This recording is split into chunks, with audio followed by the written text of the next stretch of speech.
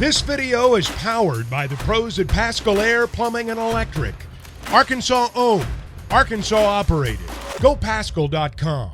Talking now with Aaron Torres from the Aaron Torres Sports Podcast and Fox Sports Radio, Aaron Torres Media, the day after the NBA draft and a day after a contract extension from Dan Hurley from UConn.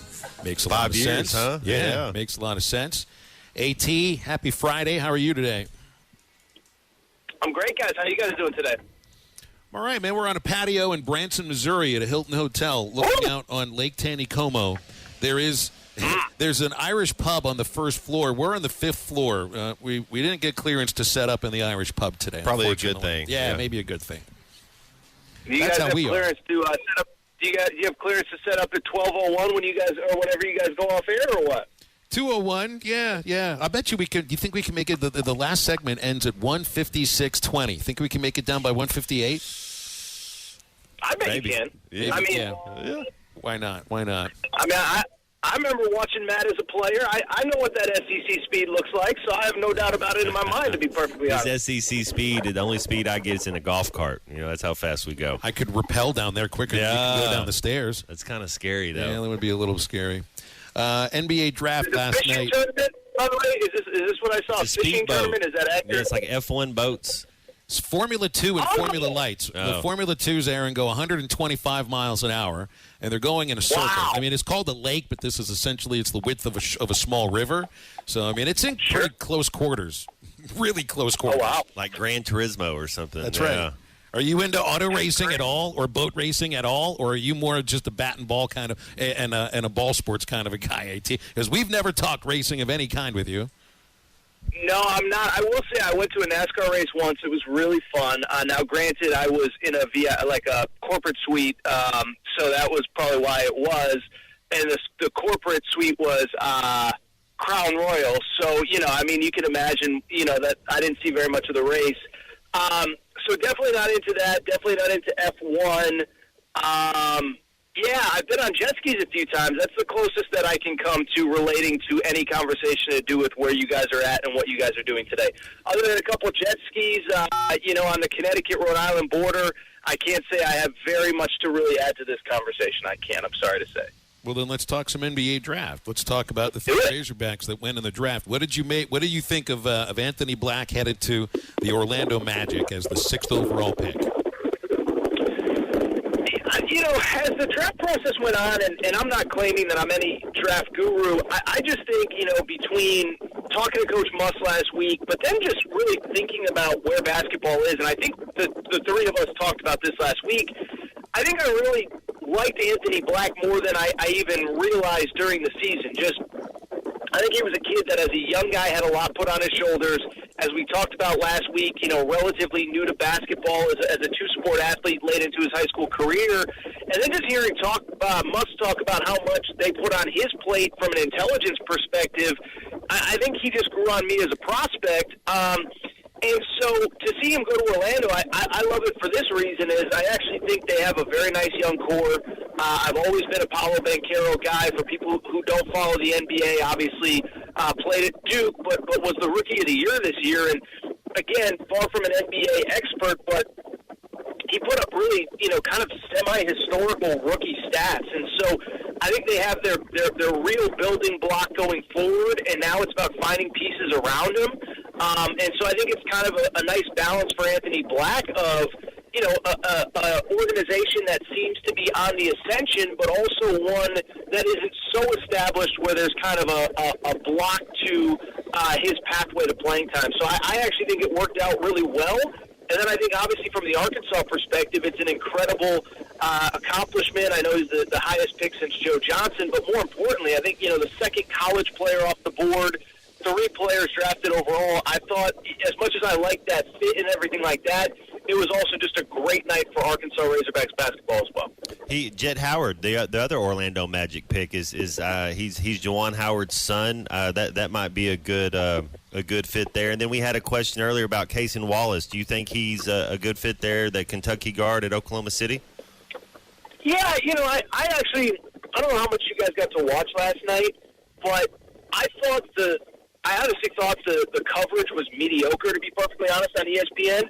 But what I will say is I thought Jay Billas actually brought up the only relevant point on Cason Wallace, another guy that, along with Anthony Black, and by the way, I said this on my show the other day, so it's not as though I'm just making this up because it all worked out in my favor, but Cason Wallace was one that I really thought was undervalued coming in, and what Jay Billas said was that really Kentucky's season largely turned when they put the ball in his hands. Remember, there was a moment in time where people were saying Kentucky was going to miss the NCAA tournament.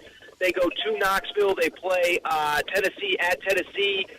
Their starting point guard's hurt. They put the ball in Cason Wallace's hands, and then, they were far from great down the stretch, but beat Tennessee twice. Obviously, we know what happened at Bud Walton Arena, all that good stuff. So I thought he was one of the more undervalued guys coming in. Another guy that obviously has a great pedigree, was a top 5 player coming out of high school. So I thought it was a little I honestly thought it was a little strange to see him kind of in that most mocks I saw was like the 13 to 20 range. Not saying he should have gone number 2 or number 3 or anything like that, but was not surprised, and I know there's kind of an overlap with Thunder fans in the Arkansas area. I think they got a very talented player in Cason Wallace. Aaron, so Michael Jordan's last draft there, Charlotte Hornets, they get Brandon Miller early and then Nick Smith late. They had a lot of picks. Can you grade them, and do you think Brandon Miller and Nick Smith maybe the best two as far as for the same team in this draft? Yeah, I mean, I think a couple things. One, I like the Brandon Miller pick, and I know we all know about the off-the-court stuff. We don't need to relitigate that. But obviously, if more came out, I think we would have heard about it in this draft process, and clearly it didn't. But I like the fit with LaMelo Ball. Again, I know probably a ton of your audience doesn't watch a ton of Charlotte Hornets games. I don't watch a ton of Charlotte Hornets games, but another situation where LaMelo is clearly the future. You could have taken Scoot Henderson, but the fit in the match, I don't know that I totally loved. And so you go with Brandon Miller, who complements LaMelo Ball. And then I'll be honest, I mean, I love the Nick Smith pick as late as you got him. And whether it was because of on-the-court stuff, maybe there's concerns about the medical, I don't know. But again, you're betting on pedigree of he was determined to be the best high school player in America in 2022 when he was fully healthy. So, obviously, listen, it's not something that I know anybody wants to experience on draft night, but another situation that I don't think worked out poorly for Nick Smith Jr. because you're going to a young organization, there is playing time to be had, and you can really establish yourself, I think, pretty early on as an NBA player. So, again, understand that nobody wants to be in the green room. Nobody dreams of being the 26th, 27th, 28th pick, whatever he ended up being. But sometimes these things work out to your advantage, and I think in Nick Smith's case it absolutely will. Looks on their faces said so much yesterday. When Anthony's picked, he looked like a happy kind of a person anyway during games. And maybe it's like he already knew where he was going before the draft. He kind of like Orlando probably said, "Hey, if you're there, we're taking you." And it might be more of just a personal demeanor thing too. But when Nick was drafted, I don't know if I sensed relief there. I still saw on his face somebody that. Man, I mean, the experience of these two kids has been completely different in the last year. They both go in the first round, but it's completely different. And you could even see that on their faces when the selections were made, Aaron. Well, and I'll even take it a step further, Phil. I'm sure you guys might remember this. Maybe you don't. But I remember one of the guys that was the most emotional after the Kansas win in the round of 32 was Nick Smith because I remember watching locker room video or whatever. Maybe you guys were there, maybe you weren't. I don't remember. But I remember him even saying in that moment, which was obviously a high point of the season, I remember the Devo Davis, kind of in tears in, interview or whatever. But I also remember Nick Smith being in tears. And you could tell that I think everything weighed on him. And again, listen, I talked to Coach Muss about last week, but I only bring it up because it's easy to sit there and say, he's a millionaire, whatever, blah, blah, blah, blah, blah. But this is a real human with real emotions, and it's obviously not how anybody pictured it going. And so to start with the injury in Europe and then to come back, and, oh, by the way, it's easy to forget now, was playing really well the first time he came back. And then he comes back the second time, and it's the exact opposite. Roles are established, and it was hard for him to get going, and it's something I know the three of us talked about, is he was pressing, not because he's a bad person or because he wanted to show off, but because I think he just wanted to play basketball. And so I go back to the emotions during the season, the fact that it never really seemingly clicked for him the second time around when he ended up coming back. And so, again, I'm happy that he's going to get this fresh start in the NBA, and I'm excited to see his future. But I don't think there's any doubt that there was not only emotions last night, but there were emotions throughout the season because, again, that second part of it after he came back the second time from injury clearly didn't go as planned.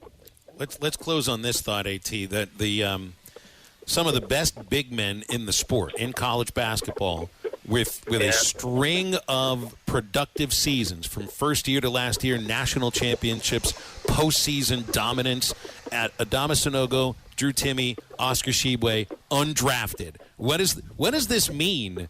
You know, I mean, was it a matter that they're just too old to be drafted? Are they not going to make? Can they not succeed at all in the NBA? What's behind that? Well, and Kobe Brown, the kid from Missouri, got drafted. I thought that was a reach as the last pick in the first round. He's kind of in that same category as those three guys you just mentioned.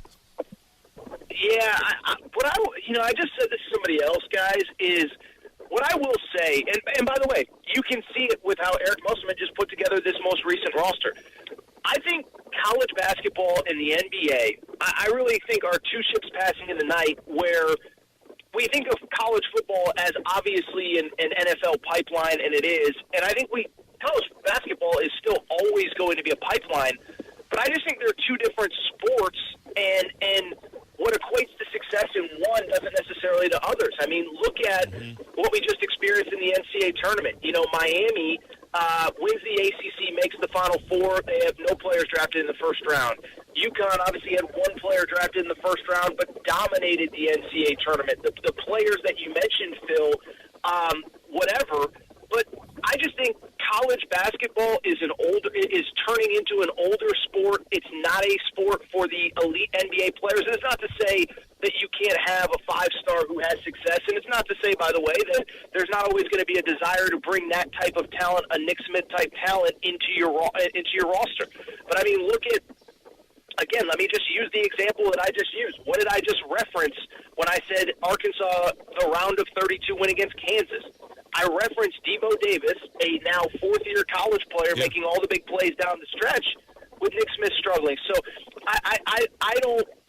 They're two great sports. We love them both, but I think the days of us tuning into the NBA draft and it's some facsimile of what we just saw in college basketball, I think those days are frankly kind of over. I don't think it's a good thing or a bad thing. I think it's just a reality, and I think that's where the two sports are right now. I really do. Just enjoy these sports for what they are. Aaron, appreciate you, man. Have a great weekend, and looking forward to talking to you again when we can next week. All right, I'll be available, guys. We'll talk soon. Have a great weekend. Aaron. Enjoy the boats. Boats and you know what. We'll talk soon.